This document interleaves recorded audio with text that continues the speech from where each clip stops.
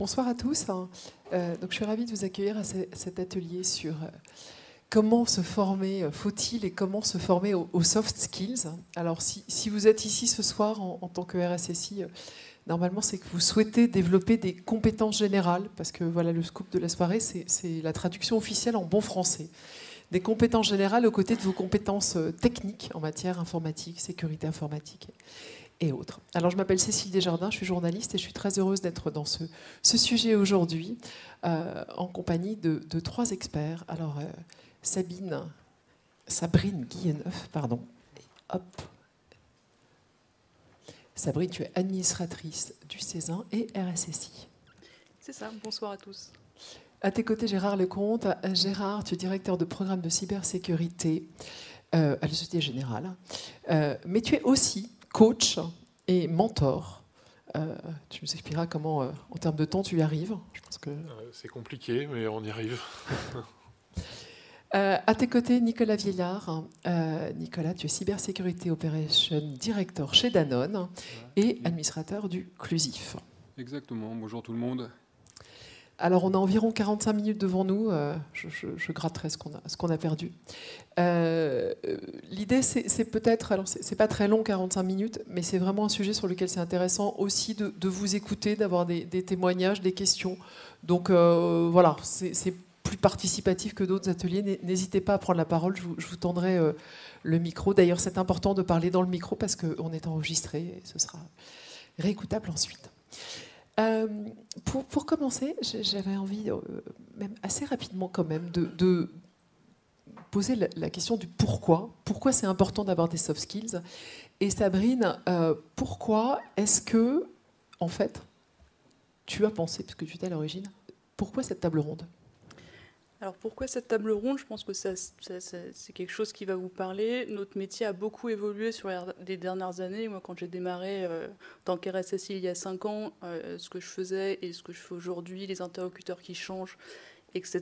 Il y a énormément de choses qui ont changé, des attentes qui ont changé, et notre métier s'est quelque part professionnalisé avec des interlocuteurs qui sont différents. On ne parle pas de la même manière à un expert opérationnel qu'un membre du COMEX. Il faut être percutant et avoir des skills générales, enfin, des compétences générales que l'on n'a pas techniques, enfin, on n'apprend pas forcément dans la filière ingénieur et autres. Et c'est des éléments qui sont qui s'apprennent sur le tas, qu'on n'a pas forcément nous en tant que RSSI identifié, en tout cas pour ma part, identifié plus que ça, parce que je pense qu'on ne s'est pas encore beaucoup posé la question de manière collective. Et il y a aussi énormément de sujets annexes, connexes, comme par exemple, aussi, moi je suis dans un groupe international, donc les soft skills liés au sujet interculturel, comment on communique avec d'autres cultures, on embarque des équipes de leadership, énormément de sujets qui nous sortent de la technique.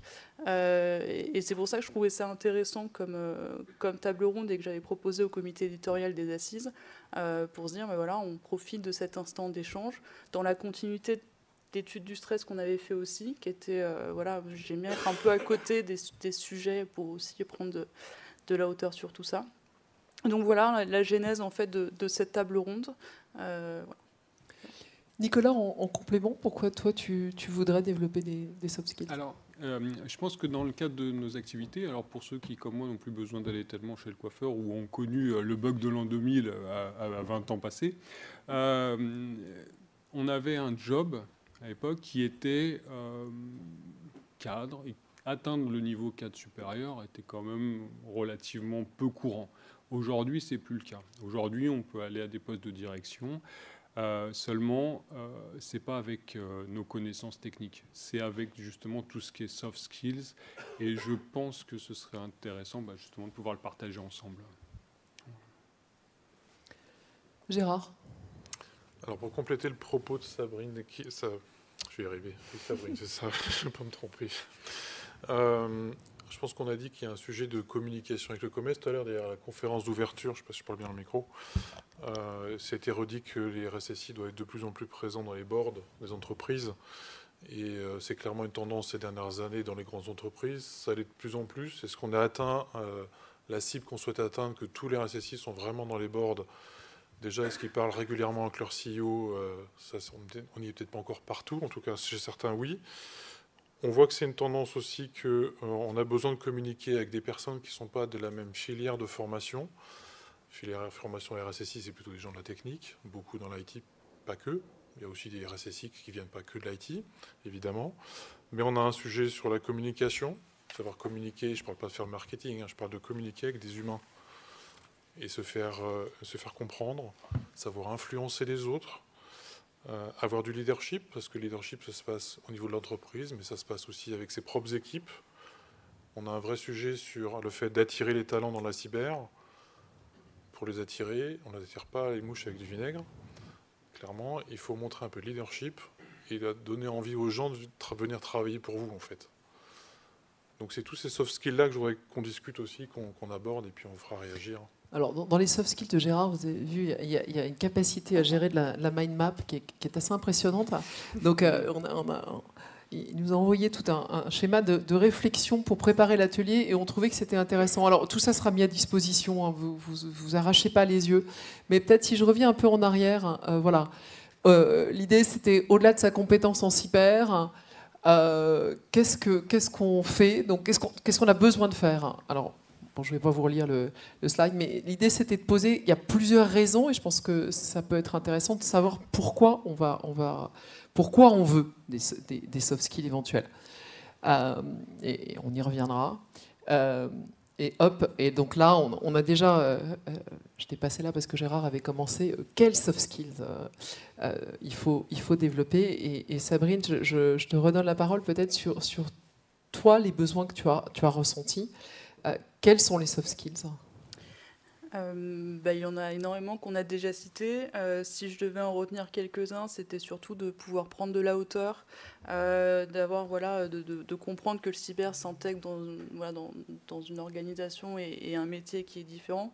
Et quand on veut être impactant vis-à-vis d'un COMEX et autres, il faut on ait cette prise de recul, de savoir parler le même langage et de ne pas être dans le détail très opérationnel et des fois quitte à faire des raccourcis. Mais tant que ce qui est important, c'est aussi de faire passer un message, faire véhiculer un message pour avoir le bon sponsorship et de la part de la direction et les bonnes décisions. Il y a aussi tout ce qui est capacité de négociation et de communication, puisque quand on va voir nos métiers et qu'on leur demande de mettre de la sécurité, si on y va avec le bâton, ça va marcher à court terme et sur le long terme, on a perdu. Et donc, du coup, c'est de pouvoir faire avancer nos idées, nos messages, d'être dans la négociation constructive, d'aussi adapter et de s'adapter à côté. Puis, du coup, aussi de s'adapter à leur langage, puisqu'ils ne sont pas des experts comme nous. Et du coup, d'essayer d'intégrer ces éléments-là. Et ça va aussi de pair avec de capacité de faire du networking en interne, en externe, pour pouvoir faire des relais, des messages que l'on peut avoir et influencer des différentes décisions qui peuvent y avoir dans les différentes strates de l'organisation et qui va de pair aussi avec le leadership. Voilà quelques idées. Nicolas, un complément ? Ouais, alors moi j'ai un complément. Comme le disait Sabrine ou Gérard, on a besoin de parler, ou plutôt je dirais d'arrêter. Les informaticiens parlent aux informaticiens. Je dirais maintenant on a besoin de parler à d'autres personnes.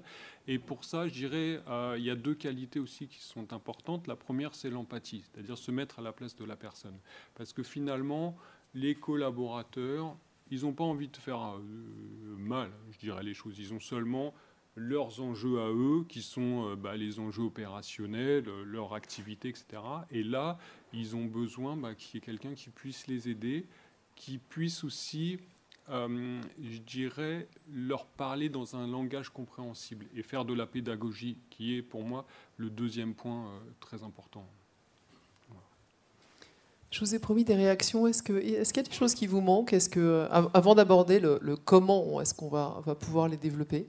Est-ce que vous reconnaissez dans ce portrait et peut-être dans ce qui manque à vos compétences? Je sais que la communication, c'est pas forcément votre premier réflexe. Une seconde, il faut que vous parliez vraiment dans le micro, sinon ça n'enregistrera pas. Donc je vais meubler en arrivant. Mais... Peut-être une remarque, effectivement. Souvent, quand une personne de la sécurité arrive, les gens se disent « Ouh là là, c'est la sécu, c'est les gendarmes, qu'est-ce qu'ils vont bien me mettre sur la tête ?»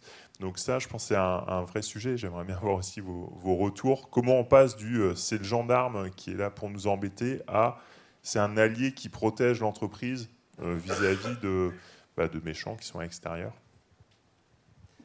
Gérard, une réponse peut-être ?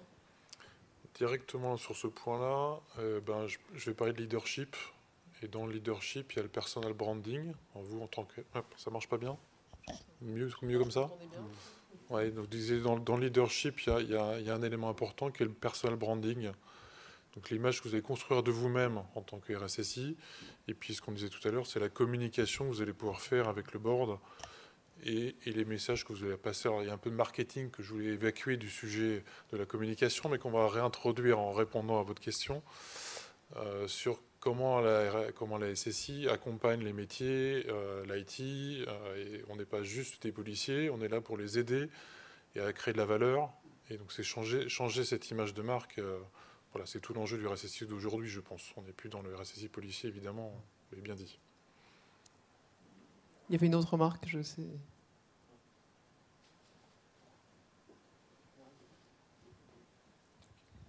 Oui, pardon. Ça allait un peu dans le même sens, en fait. C'était du côté des sciences cognitives pour vous parliez, en fait, de moments d'apprentissage et d'être capable de transmettre une information, d'être capable donc de comprendre la personne avec laquelle on a affaire et de se mettre à sa place, avoir d'empathie, pas d'avoir que de l'empathie, mais aussi comprendre un petit peu plus l'approche qu'elle en a.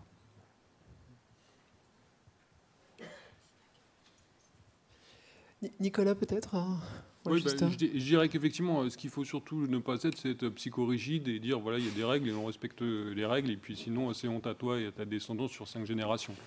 L'objectif, c'est pas ça, c'est effectivement de se mettre à la place de la personne, partir du postulat que la personne n'est pas malveillante et essayer de l'aider et de l'accompagner en lui expliquant les choses. Honnêtement, j'en parlerai peut-être un peu après, ça fonctionne bien.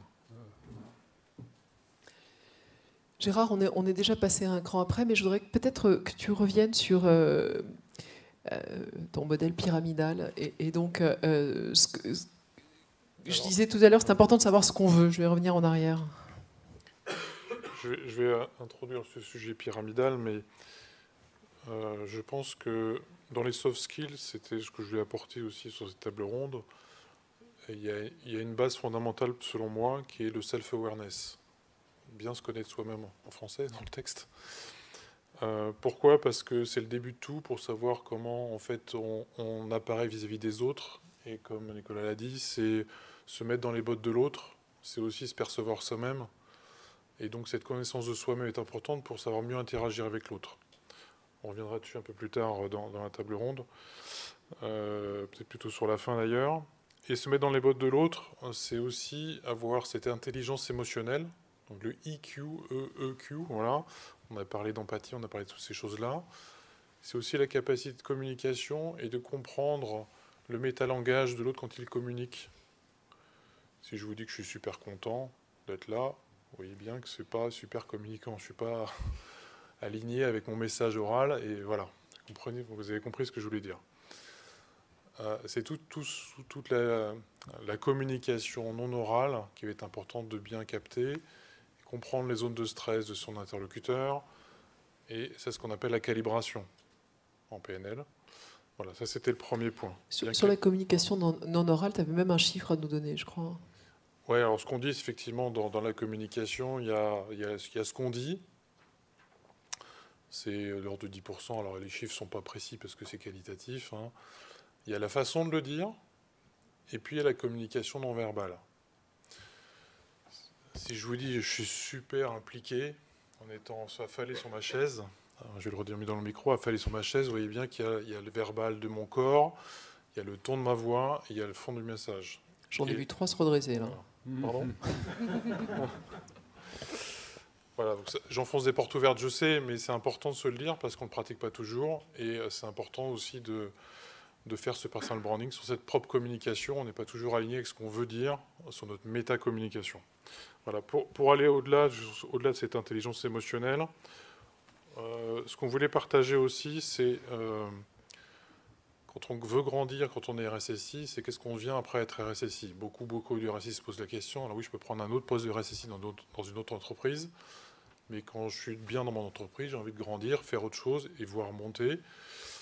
Et c'est là que le message important que je voudrais vous passer, c'est de dire qu'il faut surtout être aligné à qui on est et ce qu'on veut faire. Ce qu'on vous présente à l'écran ici, c'est un modèle de PNL qui a été inventé par M. Robert Dilts, programmation neurolinguistique, PNL. C'est dans le domaine de psychologie, rien à voir avec l'informatique évidemment. Ça n'a rien à voir avec la cybernétique à l'époque. Bref, tout ça pour dire que le modèle, c'est on travaille dans un environnement, enfin on interagit dans un environnement. L'environnement, c'est le où, avec qui, et le quand. Okay, on agit, donc on a des comportements, c'est quelque chose qu'on fait. On le fait parce qu'on sait le faire, on a des capacités pour pouvoir faire quelque chose. Et là où je veux en venir, c'est les couches du dessus. On le fait en cohérence ou pas avec nos valeurs et nos croyances. Et si on fait un boulot qui n'est pas aligné avec nos valeurs et croyances, ça ne va pas bien se passer, croyez-moi. C'est là qu'on fait souvent appel à un coach. Et sa mission, son identité, qui on est. Son identité est au-dessus, elle se construit au-dessus. Et son identité, elle se construit aussi dans un contexte plus global, c'est à quel groupe j'appartiens. Ça peut être le groupe des RSSI, mais ça peut être aussi le groupe des jardiniers de machin. Okay, je fais partie d'un groupe, et parce que je contribue à ce groupe, je trouve ma place en tant que personne. Et derrière ça, je veux dire, une fois qu'on a défini son identité, c'est pas forcément un travail évident, c'est pour ça que je parlais de self-awareness, c'est un travail de fond à faire. Notre poste n'est pas être notre identité. Quand je dis « je suis Gérard Lecomte, je suis RSSI », non, je ne suis pas RSSI. Je suis Gérard Lecomte avant tout. Je suis peut-être un expert en sécurité, mais je ne suis pas RSSI. Mon poste ne me définit pas en tant que personne. Voilà, il faut bien différencier les deux, c'est important pour votre projection, pour aller au-delà. Et pour vous construire, en fait, en tant que personne.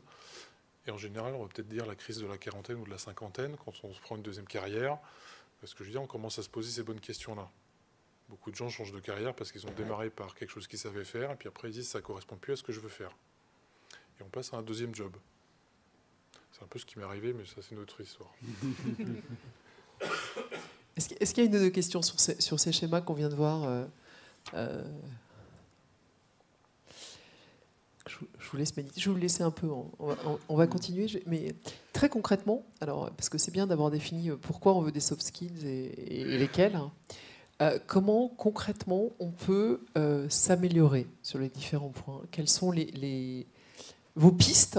Alors, puis on verra, il y a peut-être aussi d'autres conseils qui viennent de la salle, mais quelles sont les façons d'améliorer? Sabrine.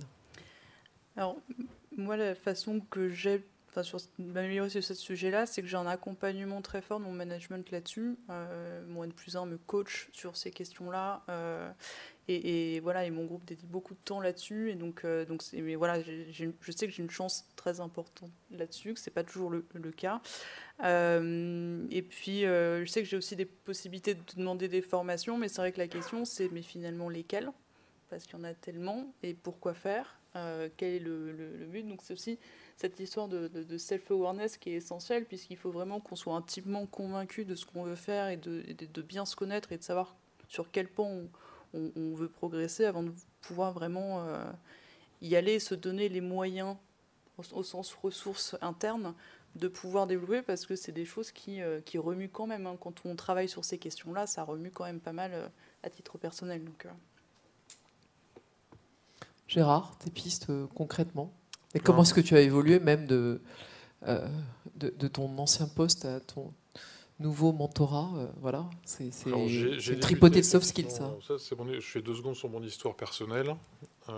J'ai participé à un programme d'expert leadership. Donc le mot expert, qu'est-ce qu'on voulait rajouter un expert? C'est plutôt du leadership. Donc vous voyez un petit peu la démarche. De là, effectivement, on a fait pas mal de travail sur le leadership et donc sur sa connaissance de soi-même, comment développer sur ces couches de leadership. Et là, je me dis, moi, je ne me connais pas. Donc, qu'est-ce que je vais développer? J'en sais rien, parce que je ne sais pas d'où je pars. On reviendra dessus après. Et donc, voilà, c'est une démarche que je révoquerai un petit peu plus tard. Tout ça pour dire que j'ai démarré après ça, du coup, du mentorat. Et pendant que je faisais du mentorat aussi avec des plus jeunes experts, pour le coup, j'ai démarré ma formation. Je n'étais pas parti pour faire coach du tout, plutôt sur la formation en PNL, en l'occurrence, pour mon histoire. Et puis j'ai fini coach parce que j'étais intéressé par la curiosité, ma curiosité naturelle, qui fait que je suis allé jusqu'au niveau de coach professionnel. Pour répondre du coup plus à la question, parce que j'ai fait une petite entorse, quels sont les moyens ? Évidemment, on a mis les pieds dans le plat tout de suite. Coaching, forcément. Alors, coaching, effectivement, il y a plusieurs formes de coaching. Il y a le manager coach, qui n'est pas un coach, mais qui a des soft skills de coaching, qui est déjà une super aide. Il y a du coaching, on va dire, un peu plus grand public, qui s'est beaucoup développé par les RH et qui est très positif en disant ça.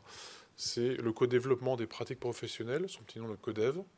Le principe, c'est que vous créez un groupe de 10 personnes, et c'est les personnes entre elles qui vont s'apporter du conseil. Donc c'est plutôt un rôle de mentorat que de coaching d'ailleurs, puisque ces personnes amènent du conseil. Un coach ne va pas amener du conseil. Le coach va faire réfléchir son client pour l'amener à trouver les bonnes solutions qui lui correspondent, qui lui correspondent bien pour lui. Okay, on va trouver de la formation. On a encore la pyramide. La formation, ça va traiter surtout le deuxième et troisième niveau de la pyramide. Okay, le coaching va plutôt traiter les valeurs, les croyances, voire l'identité. On peut traiter un peu en dessous, mais en général, le coaching se fait souvent à ce niveau-là. Souvent, il y a certains qui disent le coaching avec un petit c, c'est le niveau d'information. On explique aux gens comment faire. Et le coaching avec un grand c, c'est tous les étages du dessus. La formation, voilà, ce que je n'ai pas dit, c'est déjà pas mal. Oui, le peer coaching. On retrouve aussi des gens qui font du peer coaching aussi. Concrètement, ça veut dire quoi ? En fait, on va... alors, c'est du peer coaching, c'est plus du mentorat, proche du mentorat, mais on voit ça dans le cadre du Césin, par exemple. Moi, je suis mentor au Césin aussi, et donc, entre RSSI, plus junior, plus senior, on passe des conseils sur comment se développer. Alors, développement plus sur le fond, sécurité, comment mettre en place son programme de sécurité, comment mettre en place une relation avec la direction générale, etc. Donc, on est plus sur le métier de RSSI en l'occurrence. Et parfois, ça dérive aussi sur des sujets plus humains.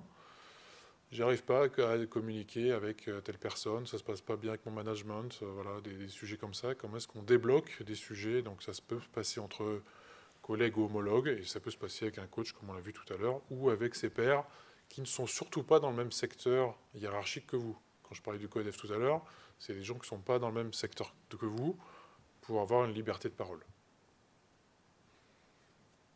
On a fait un grand tour.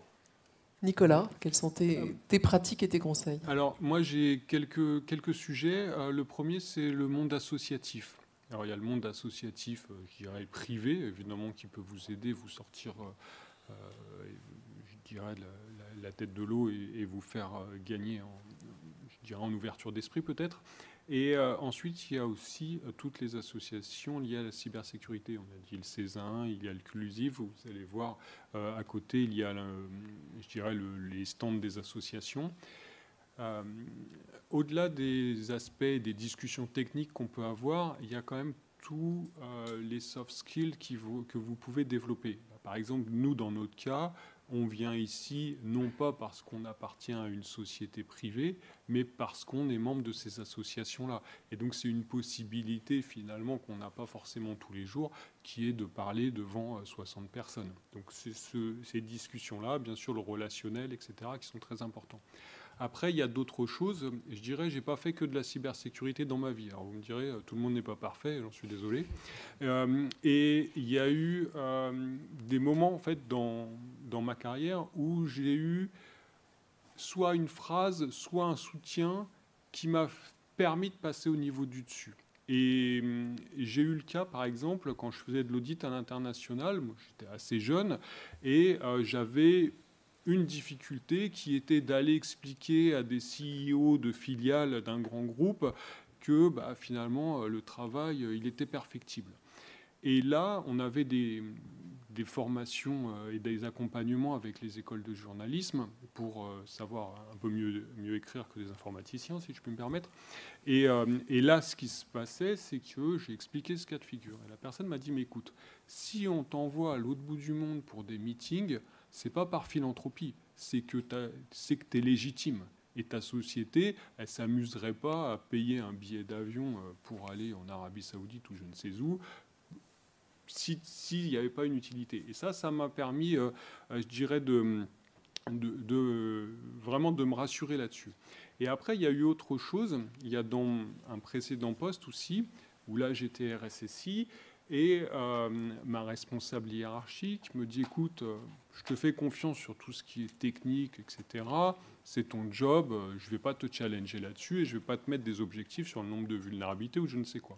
Elle dit, en revanche, moi, ce que je veux, c'est que quand tu prends l'ascenseur, tout le monde te dise bonjour. Et je vais juste te noter là-dessus. Et donc, finalement, ça m'a obligé finalement à sortir d'une zone de confort qui est de parler à des ordinateurs pour aller parler à des humains.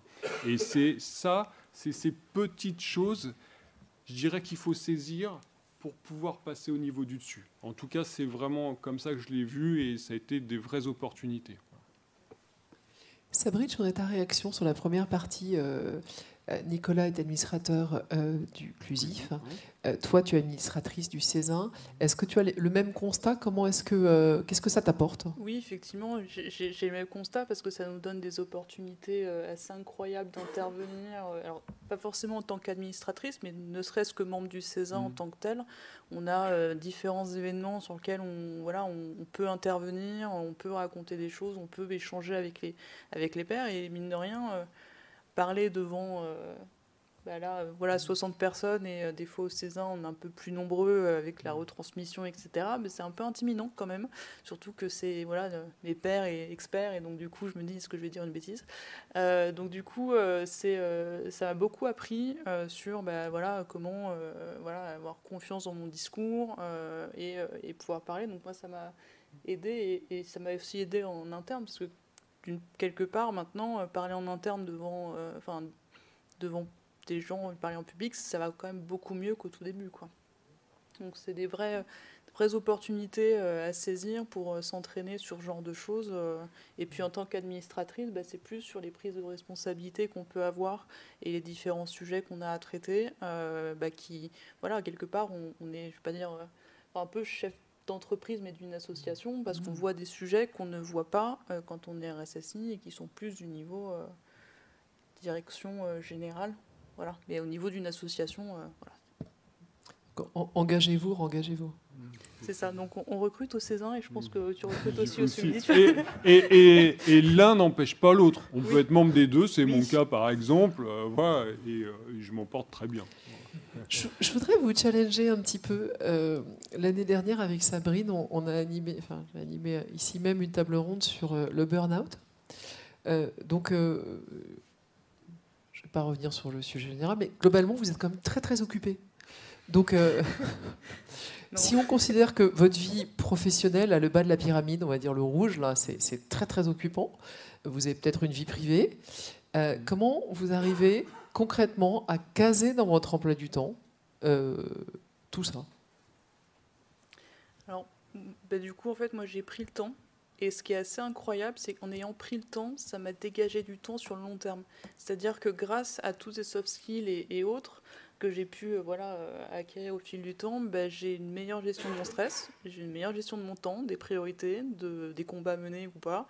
Et du coup, ce qui fait que maintenant, j'arrive à prendre de plus en plus de temps sur ces questions-là. Et quelque part, c'est peut-être au début un petit investissement, d'essayer de dégager 1 heure ou 2. Mais après, on voit que tout ce que l'on apprend nous aide vraiment sur tout le reste et aussi à dégager du temps, à être plus percutant pour demander un recrutement. Ça aligne, des budgets, ce genre de choses. Et puis aussi de mieux se connaître et d'être beaucoup plus à l'aise dans ses baskets aussi, puisqu'on a aussi ce sujet-là. Moi, ça fait que 5 ans que je suis RSSI et au tout début, j'ai à peu près les mêmes réflexions que toi sur expliquer à des gens qui sont dans la maison depuis un bout de temps, c'était pas forcément évident. Donc voilà. Gérard, une réaction sur le temps et peut-être plus globale. Sur le temps, tu disais ? Sur la façon de dégager du temps et concrètement comment... Oui, moi j'ai une directrice générale j'ai posé la question et m'a proposé de faire des choses en plus. Je lui ai dit comment est-ce qu'on fait ? Elle m'a simplement répondu quand on veut, on peut. Il faut s'organiser. Et si c'est prioritaire pour vous, eh ben, vous trouverez la priorité, vous trouverez à dégager du temps. Donc il faut gérer ses priorités. Je pense que c'est important de savoir ce qui est important pour soi. On revient à mon vieux sujet, que se connaître soi-même. Qu'est-ce qu'on veut vraiment? Et qu'est-ce qu'on veut vraiment, c'est aligné aussi sur ce qu'on voit là-haut, en fait. C'est fixer des objectifs qui sont importants pour vous. Et c'est important pour vous. Plus c'est important pour vous, plus ça va faire appel à quelque chose haut dans la pyramide ici, en fait. Ok. Donc je pense que c'est ça l'important, en fait. C'est gérer son temps, ça fait partie de notre quotidien dans la sécurité. C'est priorité et les urgences. Et les vraies urgences. Parce qu'il y a les urgences relatives et les vraies urgences. C'est ça. Et puis, je dirais, on a le droit d'aimer son métier, donc c'est moins difficile de trouver du temps. Je reviens, vous avez plusieurs reprises, les uns et les autres, évoqué de façon très positive votre hiérarchie qui vous a aidé à différents moments. Alors, c'est très positif. Je suis très heureuse de voir que tous les trois vous avez été. C'est pas forcément le cas partout. Alors, comment est-ce qu'on peut convaincre sa hiérarchie, obtenir son soutien, et est-ce qu'il y a d'autres moments où ça a été plus difficile et ça mérite peut-être un petit témoignage sur comment est-ce qu'on peut les retourner, les convaincre? Je pense qu'on revient sur le sujet du leadership, de la communication. Si on ne sait pas communiquer, on ne sera pas entendu par sa hiérarchie un petit peu haute. Des RSSI ne sont pas forcément directement rattachés à la direction générale. Par contre, ils vont voir leur direction générale au moins une fois ou deux par an. Donc ce n'est pas forcément le quotidien, même si aujourd'hui, les grands patrons... Enfin, je vois moi dans la banque, il y a quelques années, ils ont découvert la cybersécurité, ils ne s'en occupaient pas trop jusque-là, même si il y a une culture sécurité dans la banque quand même. Partez pas de zéro. Pour autant, là, il y a un vrai lien direct parce que c'est un sujet devenu super important. Donc il y a un sujet vraiment de communication qui est super important, au-delà des KPI, des KRI, des gros mots dans cybersécurité qu'on peut remonter dans notre beau dashboard. Bon, après, vous savez déjà, il faut transformer notre aspect technique en aspect métier. Il faut, ce que tu disais, pardon, attention au micro, c'est se mettre dans les bottes de notre direction générale. C'est prendre la place de l'autre et dire c'est quoi ses problèmes à lui, en fait, et comment je peux l'aider, en fait. Au-delà de justifier ses chiffres, justifier une situation. Il faut l'éclairer sur la menace, il faut l'éclairer sur tout ça, mais il faut l'éclairer aussi sur ce qu'il attend lui vraiment. Et c'est là que la communication, c'est pas juste des paroles. Une ou deux questions, là, si j'ouvre une petite fenêtre. Bon, je vous demandais de...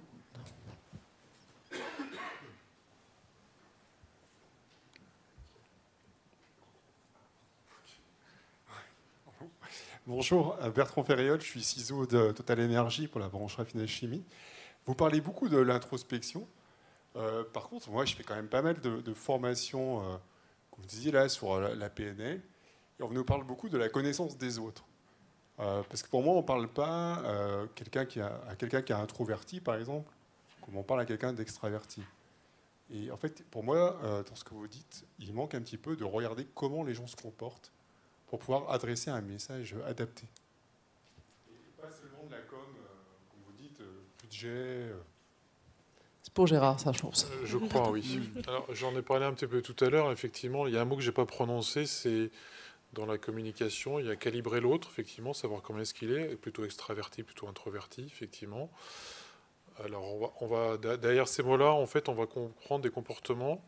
Moi qui suis un introverti, j'ai un peu de mal à me comporter, par exemple, avec des extravertis qui parlent tout le temps, qui passent leur temps à discuter dans les réunions. Je ne peux jamais en placer une, ça m'énerve. Je ne peux jamais m'exprimer, en plus le chef l'écoute tout le temps. C'est pénible. Quand on sait ce que c'est qu'un introverti, un extraverti, c'est quelqu'un qui a besoin de parler pour se forger sa propre opinion en discutant avec les autres. C'est en interagissant avec les autres qui se forge sa propre opinion. Un introverti, il va se faire sa propre opinion en écoutant les autres. Quand on a compris ça, déjà on s'énerve moins sur l'extraverti. On va travailler un peu différemment avec lui déjà. Et puis après, il y a effectivement, dans la communication, il y a le calibrage de l'autre, c'est savoir dans quel état interne il est. Alors ça se devine pas comme ça, hein. S'il est triste, s'il est malheureux, s'il est joyeux, s'il est en confiance, etc. Ça se voit à son visage, ça se voit à des tout petits signes qui sont imperceptibles en fait. Hein. Mais par contre, la conscience, elle les perçoit bien. c'est la découverte de la carte du monde de l'autre.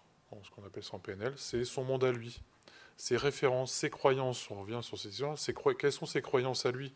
Qu'est-ce qui est important pour lui? Et c'est là qu'on interagit mieux avec l'autre, quand on connaît ses croyances et ses valeurs. Ça répond à la question? Oui, carrément. Je pense que c'est vraiment un point important dans la communication du RSSI, pour savoir vraiment adapter son discours en fonction des gens qui veulent correspondre. Sauf s'il y a une autre question. Très concrètement, qu'est-ce que nos auditeurs peuvent faire ce soir, demain, pour prendre le sujet à bras-le-corps? Nicolas? Je dirais, venez au stand des associations adhérer, déjà la première des choses. Et puis après, si vous voyez des gens que vous ne connaissez pas, on a déjà un petit peu d'aide. On a un badge qui pend, donc allez leur parler. Et je pense que ça fera déjà deux bons bénéfices pour ces assises. Voilà. Un plan de route, Gérard? Alors, un gros plan de route, oui. Alors, je vais parler un peu de mon plan de route à moi, mais peut-être qu'il fera écho chez certains. Donc, vous repartirez avec ce que vous voudrez. Je vous donne comme cadeau et vous prenez ce que vous voulez là-dedans. Comme je vous disais tout à l'heure, que moi, je ne me connaissais pas assez parce que j'ai travaillé 20 ans dans l'expertise. Et je vous parlais que je ne me connaissais pas assez. Donc, j'ai commencé par le plan, c'est faire un 360. Souvent, des fois, on a prise de poste, on fait les 360. Je ne sais pas si ça vous parle. Donc, c'est un feedback de son management, de ses collègues, de ses collaborateurs et de ses partenaires clients. Donc c'est pour ça qu'il y a 4 pans au 360. Gérard, il y a des entreprises très généreuses qui l'offrent. On peut le faire volontairement tout seul? Comment ça marche? Je ne sais pas très bien dire. Je pense qu'il y en a que j'ai vu faire sur LinkedIn. Je pense que je ne suis pas certain que je suis hyper à l'aise avec ça, mais... Là, il faut déjà négocier auprès de ça. Ouais, je ne suis pas hyper à l'aise avec ça. Bon. D'accord. Je pense qu'il vaut mieux l'organiser de façon propre. Et en plus, il y a une évaluation qui est faite dans un cadre aussi qui est normé sur les valeurs de l'entreprise, etc. Puis après, il y a des verbatims sur chacun de ces 4 lots de personnes que vous désignez vous, en fait. C'est vous qui désignez votre panel de gens que vous allez auditer, interviewer. Enfin, c'est pas vous qui les interviewez, c'est les gens qui s'expriment de façon anonyme, puisque tout est anonymisé sur les 360. En tout cas, chez nous, chez Société Générale, en tout cas. Et après, vous avez un verbatim qui vous dit ce que les gens trouvent bien de vous et vos points d'amélioration. Le point important là-dedans, c'est se faire accompagner par un coach qui va vous faire le débriefing de 360. Il ne faut pas forcément lire de façon brute. C'est le raw, c'est un peu brut des fois. Il y a des collègues un peu énervés, donc ça peut déstabiliser, quoi. Quand ils vous disent ce point d'amélioration, donc voilà. Donc, il vaut mieux se faire accompagner que ce soit dans un cadre avec la RH. C'est quand même plus sympa de ce côté-là. Donc, ça, c'est le premier point. Le deuxième sujet, je pense qu'il y a un vrai sujet. Du coup, je renfonce, je l'ai passé plusieurs fois, la communication. La communication, c'est pas du marketing, c'est la communication orale, c'est la communication à 2, voire à plus, mais c'est au moins la communication entre humains. Et ça, on peut se former. Et là, on peut se former. Moi, je me suis formé au travers de la PNL. Il y a des formations. La formation de base en PNL, c'est que sur la communication. Et il ne s'agit pas d'apprendre à faire un discours, en s'agissant juste à parler, à calibrer, à interpréter, comprendre la carte de l'autre. Tous les mots que j'ai utilisés tout à l'heure. C'est exactement ça. Après, il y a d'autres formations. Je ne fais pas forcément la pub pour ce circuit-là, mais voilà. Donc ça, c'est important. Et puis, il y a des formations plus courtes aussi en entreprise sur la communication. Je pense qu'il y a des ressources aussi importantes. On parlait d'état interne tout à l'heure. Il y a des ressources qui sont importantes aussi à avoir quand on monte à ce niveau-là. Et les grands patrons les ont. C'est typiquement de quoi j'ai besoin pour être dans un état interne particulier. Si j'ai besoin, par exemple, de trouver du calme, j'ai besoin de trouver de l'empathie vis-à-vis de quelqu'un, j'ai besoin de trouver de la concentration, j'ai besoin d'être à l'écoute des gens. Je ne suis pas dans le même état d'esprit à chaque fois. Et pour ça, il y a des techniques, justement, pour basculer dans cet état-là de façon instantanée. Comme je dis à mes clients, coachés, le cerveau est une belle machine, et à la fois, c'est quelque chose d'électrique. Un peu bête. Voilà. Donc on est capable, d'un point de vue simplement apprentissage du cerveau, à basculer son état interne, et ce qu'on appelle avec les auto-ancrages. Souvent, les top managers connaissent déjà ces mécanismes-là. Donc on ancre, ça peut être de la joie, souvent de la confiance, de la sécurité, Qui n'a pas besoin de confiance et de sécurité? Moi, jette la première pierre. Voilà. Donc ce genre de choses-là, on peut les ancrer. Et puis si un jour on est un peu en stress, on sait que ça va pas bien se passer. Enfin, on imagine que ça va pas bien se passer parce que c'est nos propres croyances en fait derrière tout ça. Et ben, on peut arriver un peu blindé et que ça se passe très bien. Et on n'arrive pas avec le stress qu'on n'aurait pas sans ces techniques-là. Voilà. Donc l'auto-ancrage, c'est aussi des petites choses qu'on peut apprendre avec un coach ou en formation. Une fois qu'on s'est formé de ces choses-là, ce qui est important, c'est bien la formation, mais si on ne s'entraîne pas, ça ne sert à rien. Et l'entraînement, c'est de la répétition. Donc je vous invite tous à vous entraîner et à répéter ce que vous avez appris sur ces soft skills qui vous sont utiles, parce que vous n'allez pas tout prendre. Voilà, et puis enfin, c'est ce qu'on voilà, pour redire un peu ce que j'ai dit tout à l'heure aussi, c'est savoir où on veut aller. Donc réfléchissez aussi où est-ce que vous voulez aller dans votre vie, qu'est-ce que vous voulez faire de votre vie, quelle est votre mission de vie, et est-ce que vous êtes toujours aligné avec ça? Voilà mon message. C'est un mien blanc. Il y a un silence respectueux. Alors, j'ai négocié 5 minutes de plus. Hein. Je vais revenir là très rapidement. Donc, quels soft skills on l'a vu, comment les développer. On vous enverra tout ça. Hein. Mais c'est pour vous montrer qu'on a développé la map skill. Les différentes. Voilà, réfléchir, se dire que c'est pas. Comment dire? On peut construire son plan de développement personnel à des compétences générales.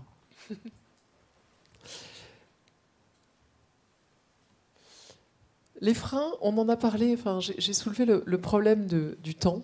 Est-ce que... et vous avez tous parlé peut-être de vos croyances, enfin, de ce manque de confiance qu'on peut avoir. Nicolas, comment on lutte contre ses propres freins? Non, enfin, après, j'imagine qu'on a tous plus ou moins des freins et qui sont liés à beaucoup de choses du vécu de chacun. Je dirais, comment j'ai fait à titre personnel, hein, j'ai essayé de prendre chacune des situations un peu comme une opportunité, en me disant, par exemple, j'ai besoin de parler devant vous.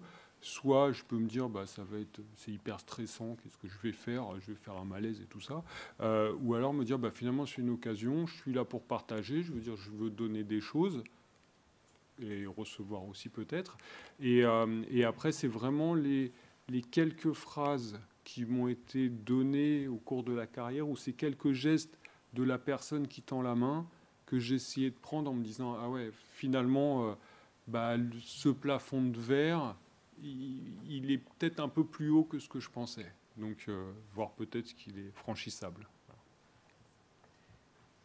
Sabrine, est-ce que tu as des freins? Et tout à l'heure, en tant que femme, il y a quelques femmes quand même ici, mais on se met, paraît-il, d'autant plus de murs, de handicap, par manque de... Alors, je ne trouve plus le terme, tu vas m'aider à trouver le terme ad hoc, mais on a tendance vraiment à s'auto-limiter, non? À s'auto-limiter, oui, mais il y a un... C'est quoi le syndrome L'imposteur. Syndrome de l'imposteur, merci. Ouais. Voilà. Alors, comment est-ce qu'on combat le syndrome de l'imposteur que tu as sûrement jamais eu, mais... J'ai un peu dit tout à l'heure qu'un peu quand même, mais pas forcément sur le fait d'être une femme, parce que j'ai jamais eu de sujet en fait sur ça. J'ai toujours été entourée en école d'ingénieur avec que des hommes et ça s'est très très bien passé et voilà. Moi c'est plus sur le fait que je suis jeune, donc on arrive dans une communauté qui, clairement vous êtes tous plus vieux que moi et c'est très bien. Mais ça se soigne, hein, la jeunesse. Non, et ça s'est soigné, ça veut dire que ça fait bien. Ça fait quand même 5 ans que je suis RSSI et administratrice du Césin et tout, donc voilà. Mais c'est un entraînement en fait. C'est un entraînement, c'est essayer d'y aller petit à petit, de s'exposer à des situations petit à petit. Et voilà, et c'est, en tout cas, pour moi, c'est en testant, en essayant aussi de relativiser, parce qu'il y a quand même plus grave dans la vie que de se planter à une présentation. Ce genre de choses, qui a fait que j'ai progressé là-dessus. Et au fur et à mesure, c'est un gain en confiance en soi qui s'enclenche. etc. Et puis c'est aussi le fait, moi, il y a une phrase aussi qui m'avait marquée quand j'avais été coachée à un moment donné. On m'a dit, en fait, c'est pas toi qui as décidé d'être embauché, c'est tes patrons qui ont décidé de t'embaucher. Donc c'est eux qui ont pris la décision, c'est pas ta décision. Et donc du coup, ça relativise quand même beaucoup de choses et de me dire, en fait, je peux pas dire si je me plante, c'est de leur faute, mais c'est pas que de la mienne, quoi. Donc voilà. Et c'est vrai que c'est une phrase marquante qui m'a permis aussi de commencer à enclencher cette route de progression qu'on connaît bien dans notre milieu, donc le PDCA. Mais sur le volet un peu plus personnel, voilà. Bon, alors, j'ai négocié, mais on arrive quand même au bout. Oui. Et donc, en guise de conclusion, s'il y avait qu'une chose à retenir, qu'est-ce que tu nous dirais je vais prendre comme ça, Nicolas. Je dirais, allez-y, quoi. Ouais. Gérard. Ça va être un petit peu plus long, mais je vous dirais une chose, c'est que les soft skills, on voit tous qu'il faut en posséder, parce qu'on sent bien, c'est ce qui nous permettra une meilleure efficacité professionnelle. Et personnelle, ça s'entend. Alors je vous dirais qu'une chose, goûtez-y. Vous êtes des experts en cyber, à la fois des managers. Les bons soft skills vous permettront de faire la différence qui fait la différence. Découvrez-vous, formez-vous, entraînez-vous en pratiquant. Sabrine, le mot de la fin. C'est très difficile de passer après cette prose. C'est vraiment de prendre conscience que c'est des éléments sur lesquels on peut tous progresser. Et je pense que peu importe le niveau d'où on part, on peut tous progresser. Et d'oser y aller. Et de s'entraîner, et de s'exposer. Et voilà. Merci beaucoup à tous les trois. Merci.